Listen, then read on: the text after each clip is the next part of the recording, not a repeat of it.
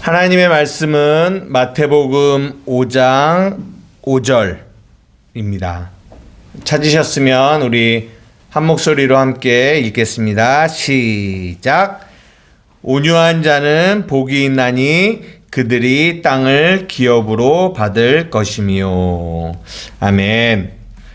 예, 오늘은 마태복음 5장 5절을 중심으로 온유한 자는 복이 있나니 라는 제목으로 여러분들과 함께 말씀을 나누고자 합니다. 계속 우리가 마태복음 5장 산상수훈을 보고 있고요. 그 안에서 우리가 팔복을 보고 있습니다. 저번 주에는 애통하는 자는 복이 있나니 그들이 위로를 받을 것이며를 나눴고요. 오늘은 온유한 자, 세 번째, 온유한 자는 복이 있나니 그들이 땅을 기업으로 받을 것이며 라는 말씀입니다. 온유함이 뭘까요? 온유함. 온유하다. 그렇죠. 착하다. 이렇게, 그렇게들 우리가 일반적으로 생각합니다. 그리고 제가 이게 국어사전을 찾아보니까 온화하고 부드러운 성격을 가진 사람, 그런 뜻으로 온유하다, 화내지 않고, 이런 뜻을 가지고 있는데, 한 가지 여러분들에게 말씀드리고 싶은 거는 성경이 말하는 온유함은 우리가 일반적으로 알고 있는 온유함과는 다르다라는 것을 말씀드리려고 합니다. 왜냐하면 저번 주에도 말씀드렸지만 이 팔복의 삶은 결코 불신자들은 경험할 수 없는 복이거든요. 근데 그 온유함 역시 우리 일반적으로 우리가 국어사전에 나오는 그런 온유는 다른 일반 예수 믿지 않는 분들도 온유한 사람들이 있어요. 성품이 온화하고 부드러운 사람들이 있죠. 그런데 성경이 말하는 온유함은 그런 온유함이 아니에요. 성경이 말하는 온유함은 어떤 온유함이냐? 제가 여기다 띄워놨는데 한번 이렇게 보여주실래요? 한번 다 같이 한번 읽어볼까요? 시작. 하나님께서 우리에게 주시는 상황을 받아들이고 그 뜻을 따라가는 거. 성경은 이것을 뭐라고 하냐면 온유함이라고 해요. 다시 한번 말씀드리면 하나님께서 우리에게 주시는 상황을 받아들이고 그 뜻을 따라가는 것을 성경은 온유함이다라고 얘기합니다. 제가 이 온유함이라는 내용을 성경에 나와 있는 인물들을 조금씩 소개하면서 이 말씀을 드리려고 하는데, 구약에 보면 온유함이 지면에서 승하다라고 하는 사람이 나와요. 그 사람이 누구냐면 모세예요. 모세. 한번 찾아보겠습니다. 민수기 12장 1절이에요. 민수기 12장 1절. 한번 찾아보시죠. 민수기 12장 1절에서 3절입니다.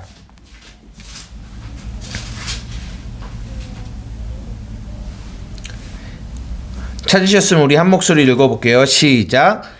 모세가 구스 여자를 취하였더니 그 구스 여자를 취하였으므로 미리암과 아론이 모세를 비방하니라. 그들이 이르되 여호와께서 모세와만 말씀하셨느냐 우리와도 말씀하지 아니하셨느냐 하매 여호와께서 이 말을 들으셨더라. 이 사람 모세는 온유함이 지면의 모든 사람보다 더하더라 라고 말하고 있어요. 이 사람 모세는 그 온유함이 지면의 모든 사람보다 더하다라는 거예요. 근데 이 이야기를 하는 배경이 뭐냐면 모세가 누구를 얻었냐면 구스 여자를 아내로 맞이했어요. 구스 여자가 어떤 여자인 줄 알아요? 이방인이기도 하고 또 흑인이에요. 흑인. 흑인 여자를 아내로 맞이한 거죠. 근데 율법으로도 그 당시 율법으로도 이 이스라엘 사람들은 이스라엘 사람들과 결혼해야지 이방인 그것도 흑인은 그 당시 이스라엘 백성들에게는 노예들이거든요. 그런 흑인을 아내로 맞이하는 거는 일반 이스라엘 백성에게도 안 되는 일인데 누가 그 일을 했냐면 모세, 지도자가 그 흑인 여자를 아내로 맞이했다라는 거예요. 이거는 있을 수 없는 일이에요. 그랬더니 미리암과 누가요? 미리암과 아로가 모세를 뭐 하냐면 비방하는 거예요. 이게 무슨 일이냐고. 그러면서 모세의 권위를 배격하면서 뭐라고 하냐면 여호와가 모세와만 말씀하셨냐? 우리와도 말씀하시지 않았느냐?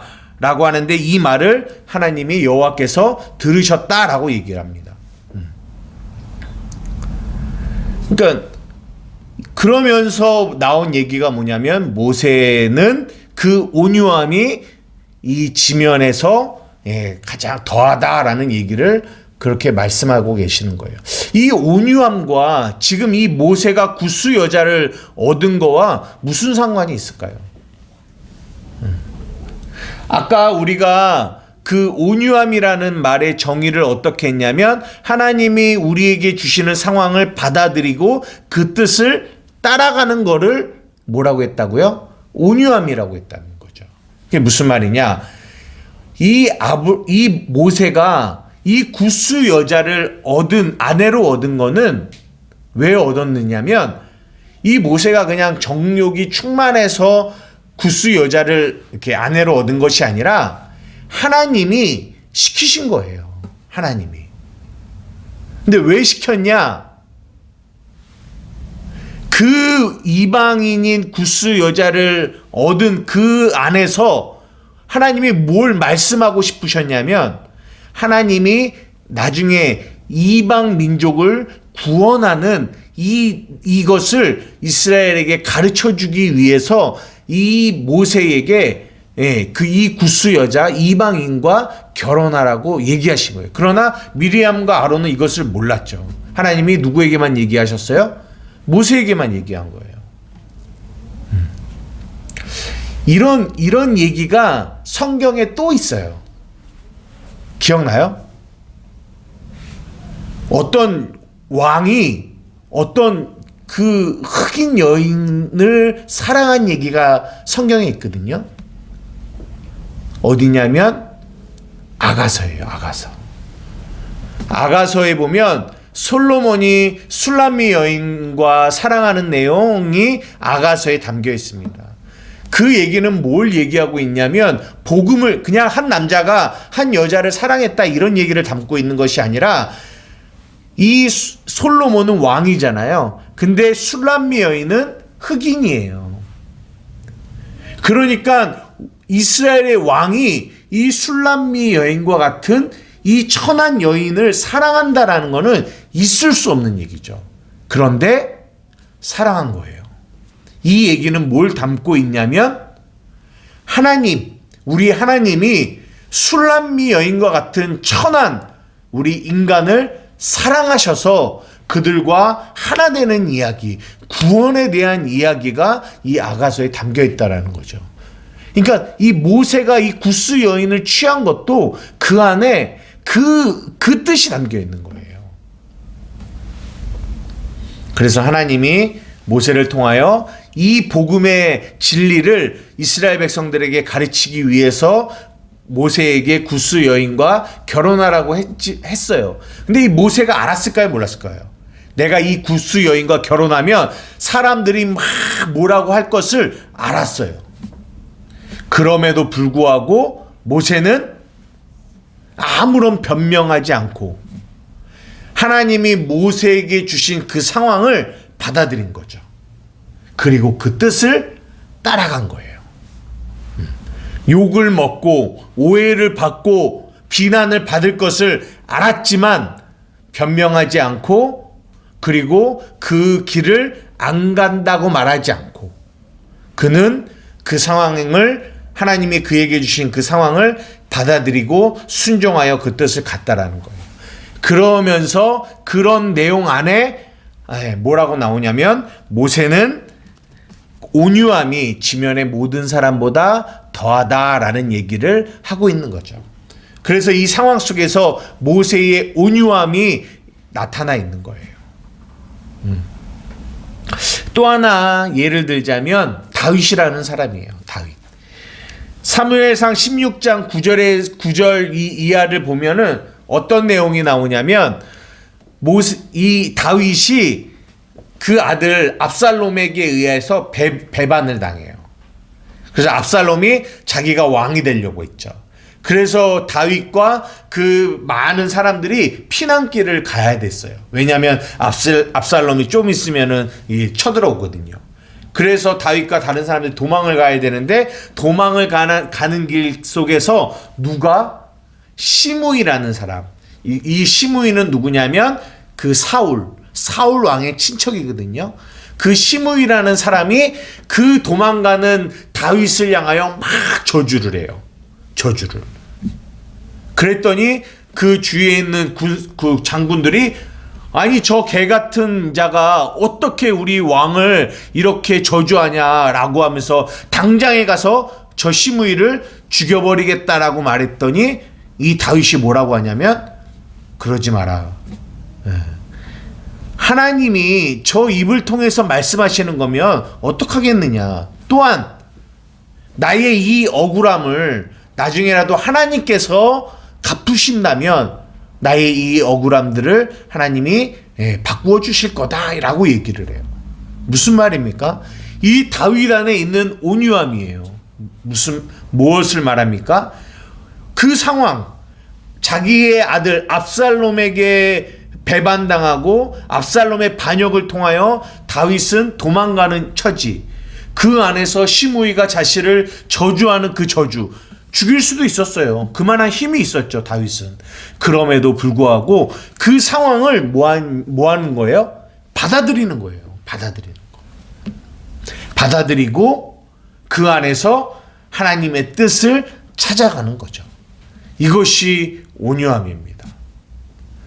거기서 막 화를 내고 아니 저놈이 나를 감히 왕인 나를 저주해?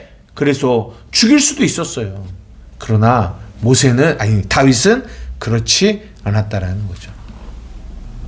저는 이 다윗의 삶 속에서 또 하나 이 다윗의 온유함을 발견할 수 있는 사건을 하나 이렇게 성경을 통해서 알게 되는데 어떤 거냐면 이 사무엘하 12장에 보면은 11장에 보면은 이 다윗이 범죄를 하는 얘기가 나오죠.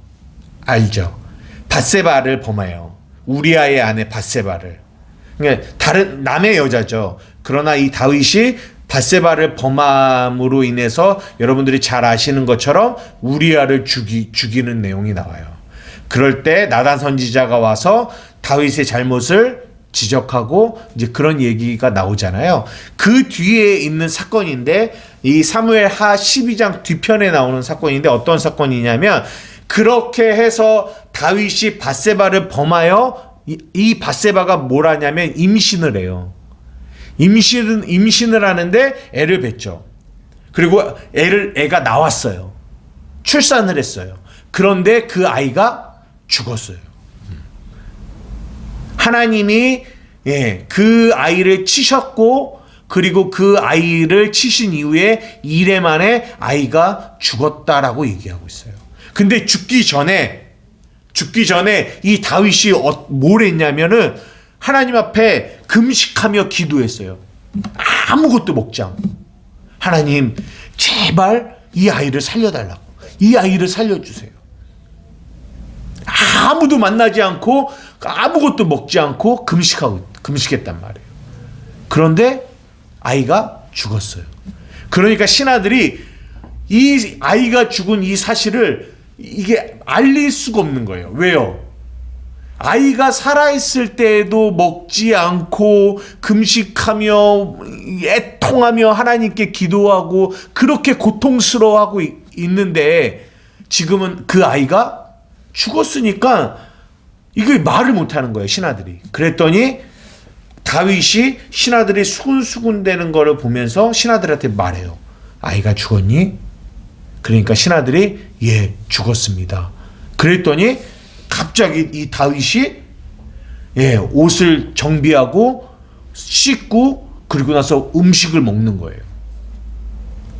그러니까 이 신하들이 궁금한 거죠. 아니 왕이요, 아이가 죽기 전에는 그렇게 아무것도 먹지 못하고 그렇게 하나님께 금식하며 기도하시더니 아이가 죽었는데 이렇게 아무렇지도 않은 사람처럼 음식을 먹고 옷을 입고 이게 왜 그렇습니까? 그랬더니 이 다윗이 그러는 겁니다. 아이가 죽기 전에는 내가 하나님께 간절히 구하면서 나를 불쌍히 여기셔서 하나님이 이 아이를 살려주실지도 모른다라는 마음으로 내가 금식하며 기도했지만 지금은 이 아이가 죽었다? 이제는 이 아이가 우리에게 올 수 없어. 나는 죽어 이 아이에게로 갈 수 있을지 모르겠지만 이 상황을 바꿀 수가 없어. 무슨 말입니까? 하나님이 다윗에게 주신 이 상황을 다윗은 뭐예요? 받아들여요.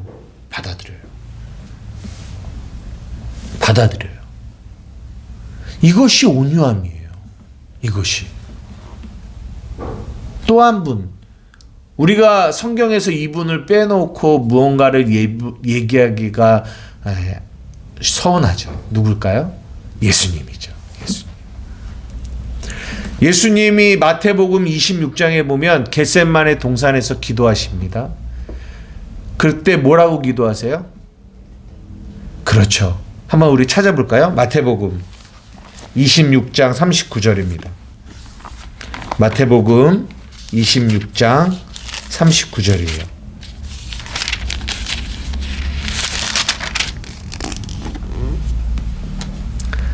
찾으셨으면 우리 한 목소리로 한번 읽어볼게요. 시작. 조금 나아가사 얼굴을 땅에 대시고 엎드려 기도하여 이르시되 내 아버지여 만일 할만하시거든 이 잔을 내게서 지나가게 하옵소서. 그러나 나의 원대로 마옵시고 아버지의 원대로 하옵소서 하시고. 이것이 우리 예수님의 온유함이 뭐라고 그랬어요? 하나님이 우리에게 주시는 상황을 받아들이고 그 뜻을 따라가는 거죠.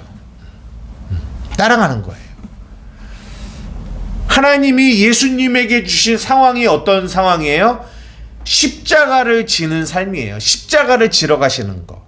죽음을 향해 나아가는 거죠. 그 상황. 근데 그 상황이 너무 고통스러운 거예요. 그러니까 예수님이 하나님께 기도합니다. 아버지, 할만하시거든 이 잔을 내게서 지나가게 해주십시오. 그러나 내가 그 상황을 받아들이지 않지는 않습니다. 나의 원대로 마옵시고 아버지의 뜻이 이루어지기를 원합니다. 그 상황을 받아들이시고 그 뜻을 따라가는 그 모습이 우리 예수님의 모습이라는 거죠. 이것이 성경이 말하는 온유함이에요. 온유함입니다. 어떻습니까? 여러분은 온유한 사람이세요? 하나님이 여러분들에게 주시는 상황을 받아들이고 그 뜻을 따라가는 사람입니까? 오늘 마태복음 5장 5절에 온유한 자는 복이 있나니 그들이 땅을 기업으로 받을 것입니다 라고 얘기해요. 이거를 원문으로 보면 이렇게 말하는 겁니다. 뭐라고 하냐면 복 있는 자여 당신은 온유한 사람입니다 라고 얘기해요. 당신은 온유한 사람이다. 여러분, 하나님이 여러분에게 말씀하시는 거예요. 여러분들은 한마음교회 성도인 여러분들은 뭐한 사람입니다? 온유한 사람입니다 라고 얘기해요. 근데 이게 온유라고 하는 거예요. 하나님이 우리에게 주시는 상황을 받아들이고 그 뜻을 따라가는 것을 온유라고 얘기해요. 그런데 지금 제가 모세나 다윗이나 예수님을 예를 들어서 온유함을 설명을 했어요. 그런데 참 이런 삶을 우리의 삶으로 살아가는 것이 너무 쉽지 않아요. 우리에게 주시는 삶을 상황 속에서 우리에게 닥친 상황을 우리가 이렇게 받아들이는 게 그렇게 쉽지 않아요.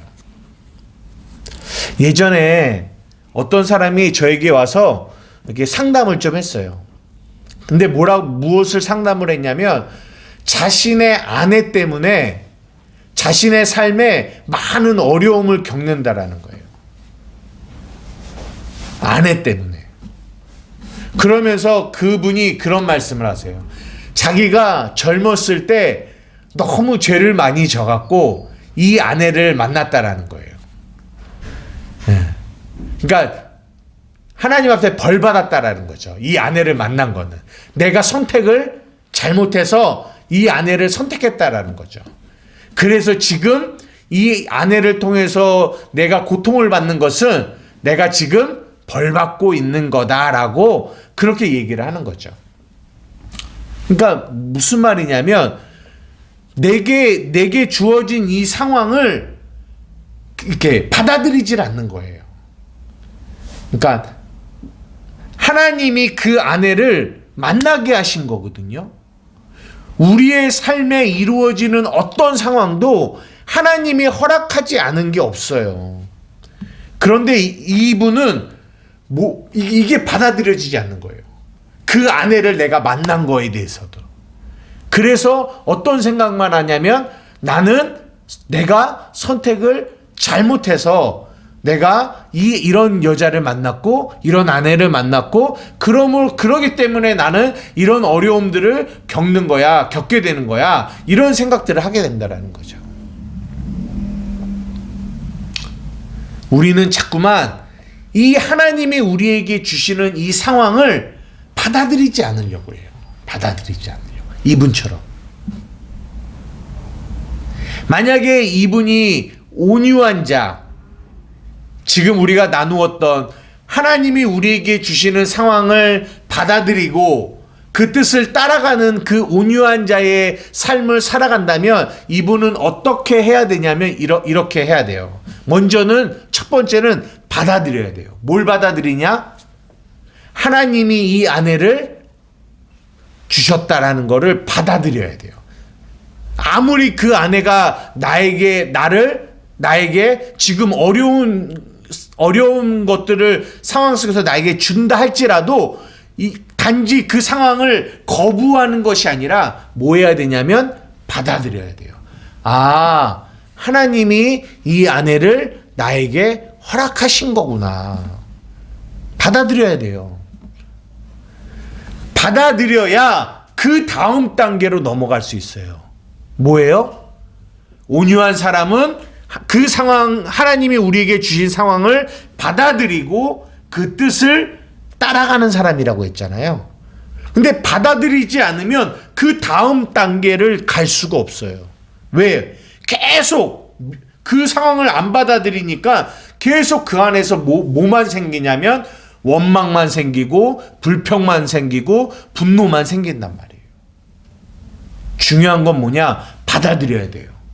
우리의 삶의 모든 상황 속에서 하나님이 주시는 이 모든 상황을. 근데 그게 쉽지 않아요. 그게 쉽지 않아요. 우리에게 주신 모든 상황을 받아들이는 게 그렇게 쉽지 않아요. 왜 쉽지 않냐면 그 상황이 좋은 상황이면 받아들이기가 쉬운데 그 상황이 나쁜 상황이기 때문에 사람들은 그것을 뭐 하려고 하지 않는다? 받아들이려고 하지 않아요. 나쁜 상황이기 때문에. 근데 여러분들 여기서 한 가지 중요한 거는 뭐냐? 하나님의 자녀들에게 주시는 모든 상황은 결코 나쁜 상황은 나쁠 수 있었지만 그것은 그 하나님의 자녀들에게 해가 되지 않고 뭐가 된다? 득이 된다라는 거예요. 이거를 잊어버리시면 안 돼요. 하나님이 자녀들에게 주시는 이 땅에서의 모든 상황은 결코 해가 되지 않고 득이 된다. 무슨 말이냐? 그 상황이 나에게 나쁜 상황일 수는 있어요. 나쁜 상황. 그러나 나쁜 상황일 수는 있지만 그것이 나에게 해가 되지는 않는다라는 거예요. 왜냐하면 우리는 그 나쁜 상황 속에서 무엇을 발견하게 되기 때문이라면 하나님의 뜻을 발견하기 때문이라는 거예요. 방금 전에 제가 말씀드렸던 그분처럼 상황은 나쁜 상황이에요. 그 아내를 통하여 계속적인 삶의 어려움을 경험해요. 그러나 그 상황은 나쁜 상황이지만 그 상황 속에서 하나님은 우리 하나님의 자녀들에게 뭘 주시냐면 무언가를 깨닫게 하셔요. 내가 이 아내를 만난 이유가 단지 저주가 아니라, 단지 내가 선택을 잘못해서가 아니라 하나님이 이 아내를 만나게 하셨고 이 만남을 통해서 하나님이 나에게 무언가를 깨닫게 해주시려고 하시는구나 라는, 깨닫게 해주시고자 하는 것이 분명히 있다라는 거죠. 이것을 깨달으면 뭐하다? 그것이 상황은 나쁜 상황이지만 그것은 나에게 해가 아니라 득이 된다라는 거예요. 이것을 아는 사람이 누구냐? 온유한 사람이며, 이것을 아는 온유한 사람은 우리의 삶에서 오게 되는 모든 상황을 뭐하냐면 밀어내지 않고, 좋은 상황이든 나쁜 상황이든 밀어내지 않고 그것을 받아들여요. 그리고 그 안에서 생각해요. 이 상황에서 하나님이 내게 주시고자 하시는 하나님의 뜻은 무엇이지?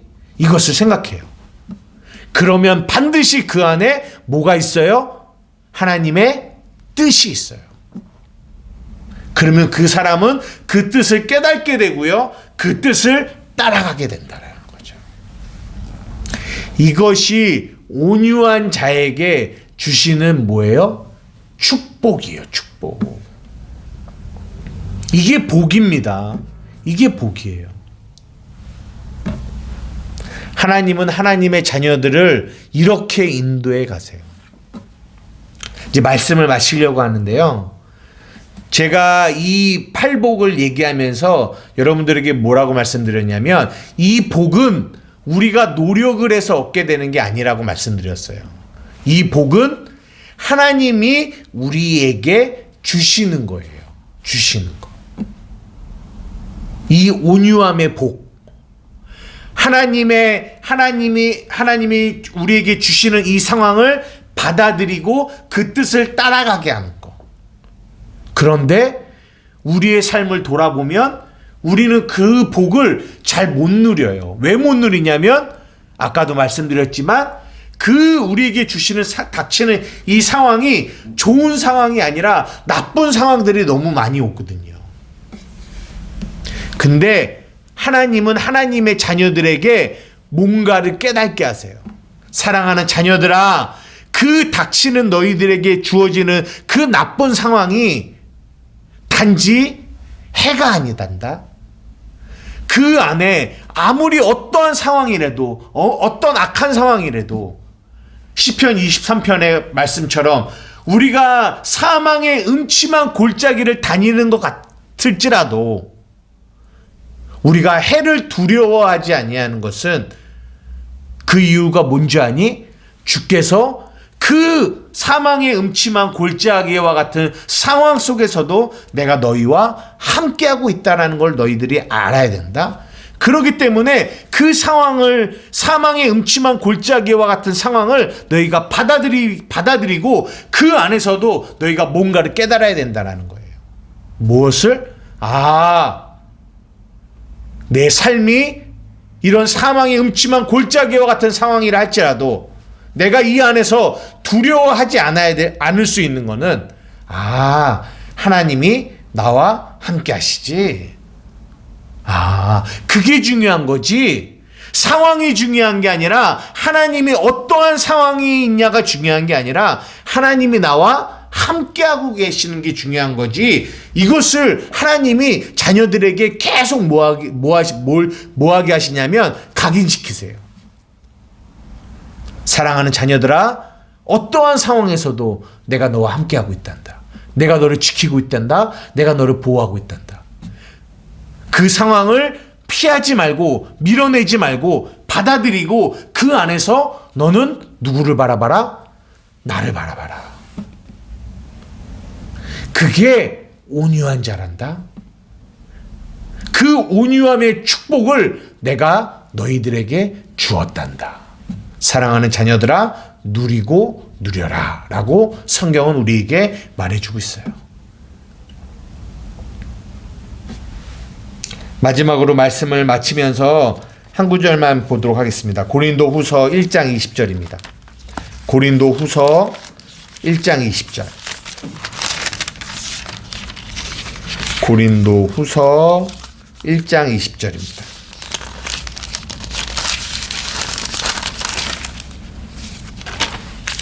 다 찾으셨으면 한 목소리로 한번 읽어볼게요. 시작. 하나님의 약속은 얼마든지 그리스도 안에서 이해가 되니 그런즉 그로 말미암아 우리가 아멘하여 하나님께 영광을 돌리게 되느니라. 아멘. 우리가 온유한 자를 지금 나누었습니다. 온유한 자는 다시 한번 말씀드려요. 하나님이 우리에게 주시는 상황을 받아들이고 그 안에서 하나님의 뜻을 쫓아가는 사람들이에요. 그래서 모세와 다윗과 예수님의 모습을 통해서 온유함이 뭔지를 여러분들에게 말씀드렸어요. 그런데 우리의 삶을 돌아보면 우리는 그렇게 온유한 자의 모습이 잘 보이지 않아요. 우리는 어떤 상황이 오면 그 상황이 나쁜 상황이면 그 상황 속에서 두려워하고 불안하고 염려하고 그 상황을 그냥 밀어내려고만 한다는 거죠. 온유한 자의 모습이 잘 보이지 않습니다. 그런데 성경이 말해요. 복 있는 자여, 당신은 온유한 자입니다. 오늘 고린도후서 1장 20절의 말씀처럼 하나님의 약속, 그 약속이 뭐예요? 사랑하는 자녀들아, 너희는 온유한 자야 라는 하나님의 이 약속은 그리스도 안에서 뭐가 된다고요? Yes! 예가 된다는 거예요. 그러면 우리가 할 일은 뭐예요? 비록 우리의 모습 속에서는 이 온유한 모습이 잘 보이지 않지만 상황에 어려움이 올 때 우리는 자꾸만 밀어내고 불안하고 초조한 모습이 내 안에 보이지만 우리가 해야 되는 건 뭐예요? 아멘! 아멘이에요. 아멘! 하나님, 나는 뭐한 사람입니다? 온유한 사람입니다. 다시 말해서 하나님이 내게 주시는 이 상황을 내가 받아들이고 그 안에서 하나님의 뜻을 조차 사랑하는 사람입니다. 라고 날마다 고백할 때, 아멘할 때 우리는 그 아멘을 통하여 하나님은 영광을 받으신다라는 거예요. 사랑하는 우리 한마음교회 성도 여러분, 여러분들은 복이 있는 자입니다. 여러분들은 온유한 자예요. 여러분의 삶에서 여러분이 주어진 상황들, 어떠한 상황이든 그 상황을 받아들이시고 그 안에서 하나님의 뜻을 발견하여 그 뜻대로 나아가는 여러분들 되기를 주님의 이름으로 축복합니다. 기도하시겠습니다. 사랑과 은혜가 많으신 아버지 하나님 감사합니다. 오늘 우리가 이 온유한 자는 복이 있나니 땅을 기업으로 받을 것이미요 라는 이 말씀을 나누었습니다. 하나님, 정말 온유한 자는 하나님이 우리에게 주시는 이 상황들을 밀어내는 자가 아니라 그것을 받아들이고 그 안에서 하나님의 뜻을 발견하여 그 뜻대로 나아가는 자들입니다. 모든 염려를 주께 맡기라고 말씀하십니다. 하나님이 우리를 권고하신다라고 얘기하십니다. 하나님, 우리의 삶에 정말 이 온유한 자가 누리는 이 축복이 우리 사랑하는 한마음교회 성도들의 삶 가운데 늘 경험되어질 수 있도록 도와주시옵소서. 감사하며 예수님의 이름으로 기도드리옵나이다. 아멘.